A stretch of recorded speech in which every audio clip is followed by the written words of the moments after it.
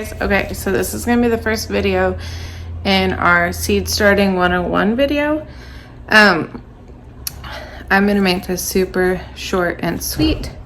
So the first thing I'm going to start out with is buying seeds. So before you purchase your seed, you need to know your approximate growing season, how many days it is. So the way to find that out is you're going to Google. I live in Powell Butte, so I would Google Powell Butte first frost date, write that date down. Powell Butte last frost date, and I would write that down also. And then we're just going to Google, so for me, it's like June 15th to September 15th, I believe. So you're going to Google how many days between June 15th and September 15th. So for me, it's about 90 days.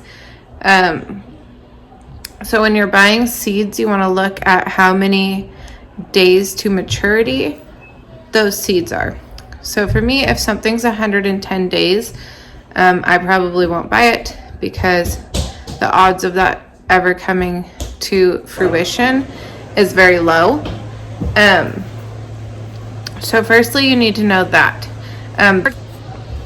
So seeds.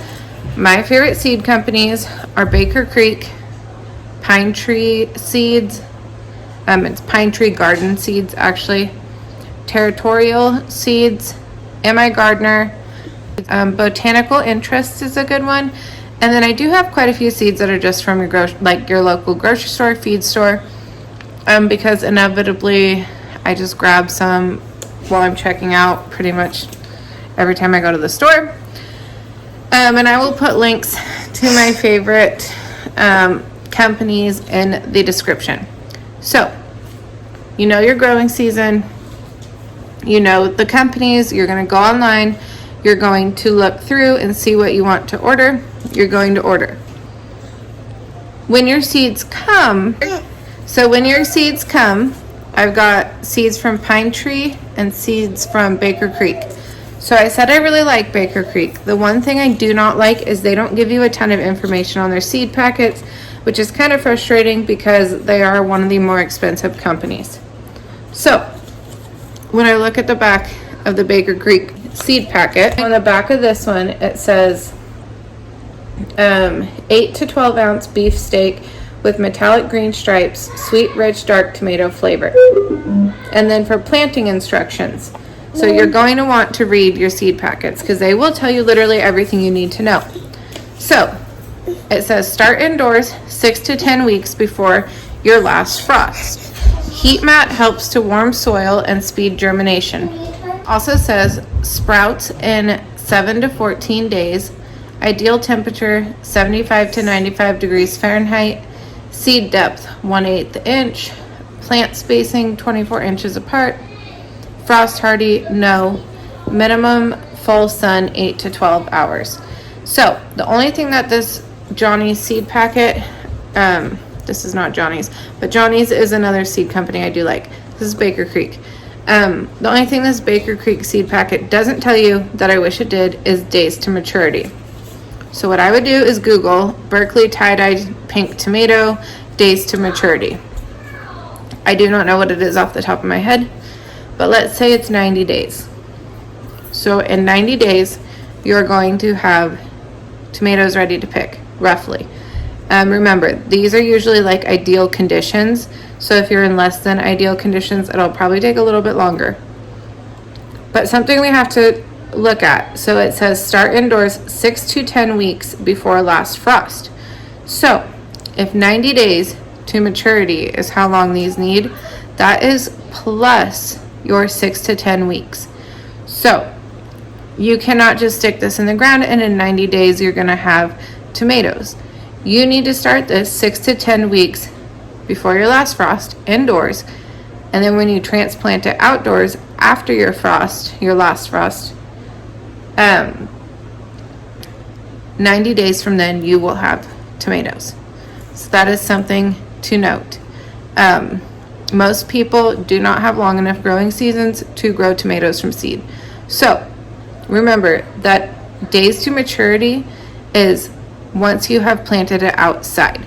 So if it says to direct sow into your garden, that means you don't need to start it indoors, and your days to maturity will be whatever it is on the packet because you're not starting it indoors. If it suggests that you start it indoors, your days of maturity to maturity are going to be however many weeks you need to do it indoors, plus the days to maturity, if that makes sense. So these Pinetree ones, not as pretty, they don't have pictures, but I really, really like their seed packets. So it says just plain and simple, start indoors 3 to 4 weeks before last frost. Sow 1/2 inch deep, provide 70 Fahrenheit soil temperatures, transplant out after last frost without disturbing roots. Space 36 inches apart. Direct sow outdoors after last frost when soil is over 70 Fahrenheit. Germination 4 to 10 days, 70 days. So 70 days means how many days to maturity? And it's 70. You got dice. So this one does tell you you can either start indoors or you can direct sow. So 3 to 4 weeks indoors plus 70 days. So we'll say 90 to 100 days total because you have your 70 days plus your 3 to 4 weeks. So if you have a 200-day growing season, you do not need to start these indoors because you're going to have plenty of time to outside. I do not have that long.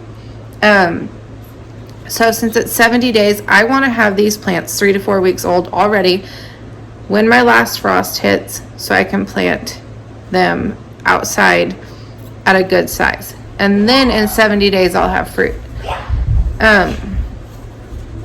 That is one of the biggest things that I did not know when I was buying seeds, starting seeds. I didn't understand that. So that obviously can vary, like it changes a lot. So if your tomatoes are 90 days plus 10 weeks inside, that's almost a whole nother 90 days. So make sure you look at that. Most seed packets have, so like this tomato has 25 seeds. This watermelon has 20 seeds. So they will tell you how many seeds are in the packet. These seeds, don't throw them away at the end of the season if you have leftovers. They have like expiration or sell by dates on them. That doesn't matter to you. That just lets you know when these seeds were packaged and when they need to be sold by. So these are 2021. So these are brand new seeds. I can keep these seeds for probably 10 to 25 years or longer. Some of the seeds I plant regularly are at least 6 years old and they've just been stored in a shoebox. Nothing fancy. So just because you don't use all your seeds and they have a date, a sell by date on them, don't think you need to throw them away because you don't. That's a major waste of money. So keep your seeds, please hold on. Keep them stored somewhere dry and cool and dark, but not wet.